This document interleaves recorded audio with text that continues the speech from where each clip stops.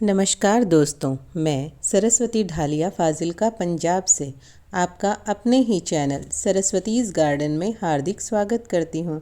कहिए कैसे हैं आप सभी। आशा करती हूँ स्वस्थ होंगे, मस्त होंगे और अपने अपने कामों में व्यस्त होंगे।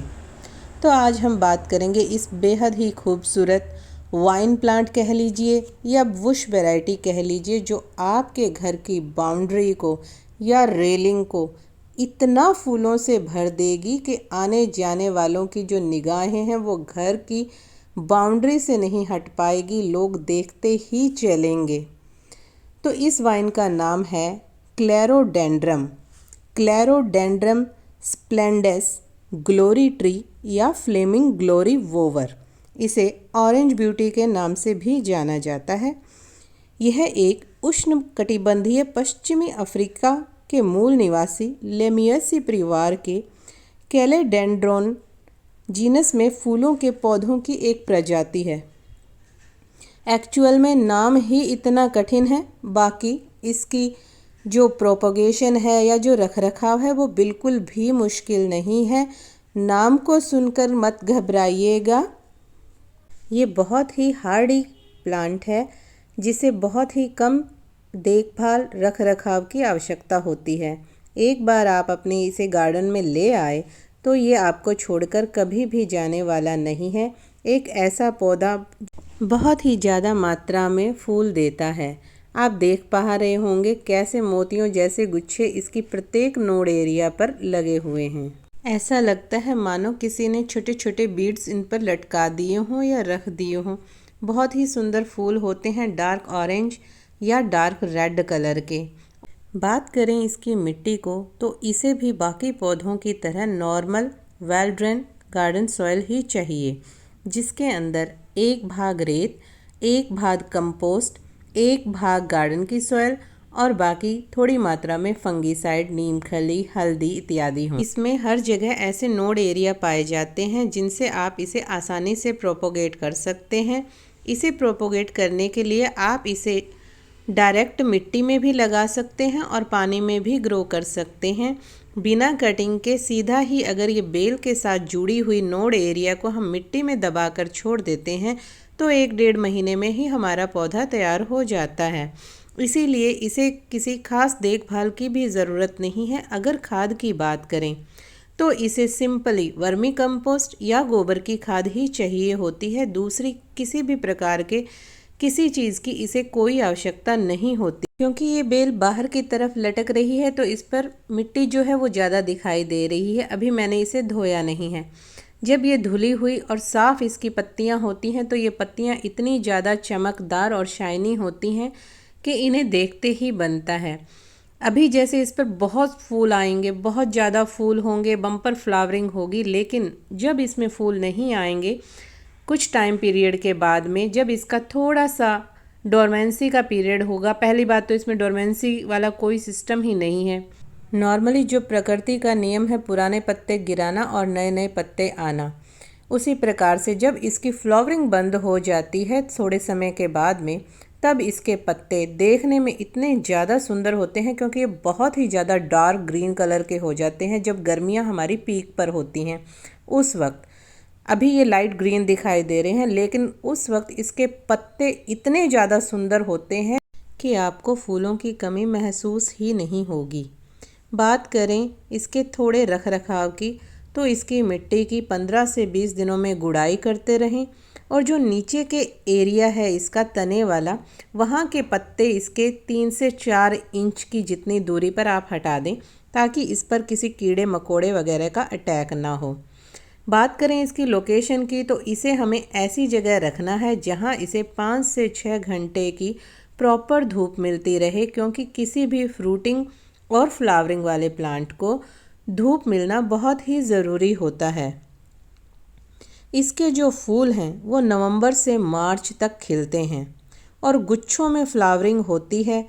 इसे हम रेलिंग पर लगा सकते हैं या फिर हम इसे ट्रेल भी करा सकते हैं, लेकिन इसे ट्रेल कराने के लिए इसे किसी सहारे की रस्सी की ज़रूरत पड़ेगी। अपने आप ये ऊपर की तरफ ट्रेल नहीं हो सकता है। बात करें इसमें इंसेक्ट्स की, तो इसमें ब्लैक एफिड का अटैक कभी कभी देखने को मिल सकता है, जो कि ये सर्दियों में लगना आम बात है। उसके लिए आपको कुछ भी नहीं करना, सिर्फ और सिर्फ तेज पानी के प्रेशर से उसे धो देना है। आप इसे गमले और ज़मीन दोनों में ही लगा सकते हैं। अब हम इसकी कटिंग लगाएंगे, और कटिंग लगाने के लिए हमेशा स्वस्थ टहनियों का ही प्रयोग करना चाहिए, जिसमें ज़्यादा मात्रा में नोड एरिया हो। किसी भी इन्फेक्टेड ब्रांच को हमें कभी भी नहीं लेना होता, हमेशा स्वस्थ और अच्छी ब्रांच को ही लें जो कि थोड़ी मैच्योर हो। अब हम इन कटिंग्स को अच्छे से वॉश कर लेंगे, क्योंकि अगर इसमें कोई एफिड है या धूल मिट्टी है वो सारा ही उतर जाए। बिल्कुल भी कोई भी इन्फेक्टेड एरिया या पार्ट जो है वो इस पर ना रहे, क्योंकि कटिंग लगाते वक्त हमेशा साफ़ सुथरी कटिंग ही होनी चाहिए। अब हम कोई भी पोट लेंगे या ग्रो बैग लेंगे, जो नर्सरी बैग्स होते हैं वही। मिट्टी जो है हमें वेल ड्रेन ही रखनी है, जिसमें रेत ज़्यादा मात्रा में हो। थोड़ी सी हम इसमें नीम खली मिला देंगे ताकि इसे फंगस ना लगे। अगर आपके पास नीम खली नहीं है तो आप इसमें हल्दी का प्रयोग कर सकते हैं, कोई भी समस्या नहीं होगी, क्योंकि हल्दी जो है वो एंटी बैक्टीरियल एंटी फंगल है। कटिंग लगाते वक्त हमेशा एक बात का ध्यान रखें कि उसमें जितने भी पत्ते या फूल हैं उन्हें हमें हटा देना है, कैंची की सहायता से या अपने हाथों की सहायता से, क्योंकि अगर हम इसमें फूल या पत्तियां रखते हैं तो रूटिंग होने में ज़्यादा प्रॉब्लम आती है और फंगस का खतरा भी बना रहता है। आपकी किसी भी प्रकार की कटिंग है उसके लिए हमेशा उसकी पत्तियों को आप ज़रूर हटा दीजिए, जिससे कटिंग की ग्रोथ जल्दी और आसानी से होगी, उसे रूट बनाने में कोई दिक्कत नहीं आएगी। अब हम कटिंग में अच्छी मात्रा में एक बार पानी डाल देंगे और दोबारा पानी तभी डालेंगे जब इसकी मिट्टी अच्छे से सूख जाएगी।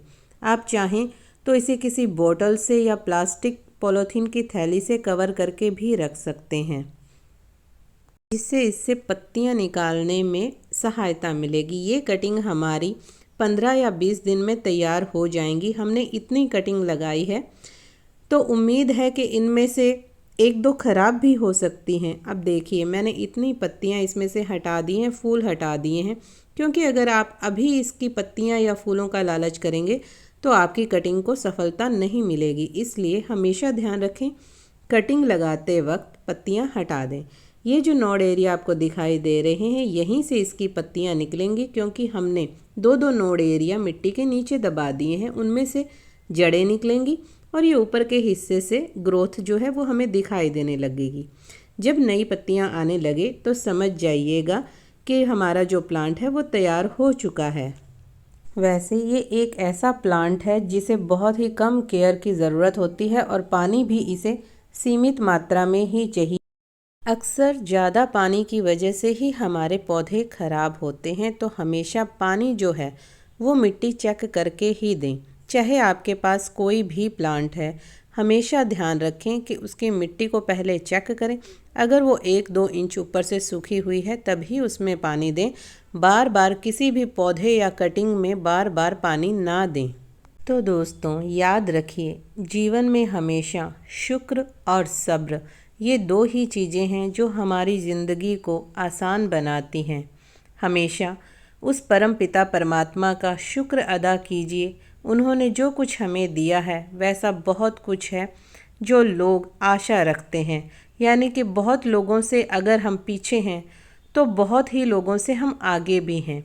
अगर सब्र रखेंगे तो हर उस स्थिति से निपटने में हम कामयाब होंगे जो हमें परेशान किए रखती है।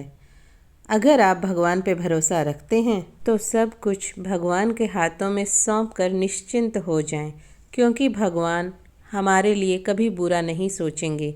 हम कभी कभी ज़रूर अपने लिए बुरा सोच लेते हैं, लेकिन जिस भगवान ने हमारे लिए सोचा हुआ है वो हमारी उम्मीद से कहीं ज़्यादा बढ़कर सोचा हुआ है।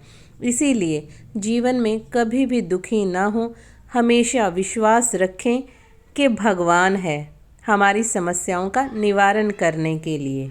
तो दोस्तों खुश रहिए, मस्त रहिए, स्वस्थ रहिए और अपने जीवन में अपने कामों में व्यस्त रहिए। तो कैसी लगी आपको मेरी छोटी सी ये जानकारी? आशा करती हूँ पसंद आई होगी। अगर ज़रा भी पसंद आई है तो please like, share and subscribe my channel. Thanks for watching.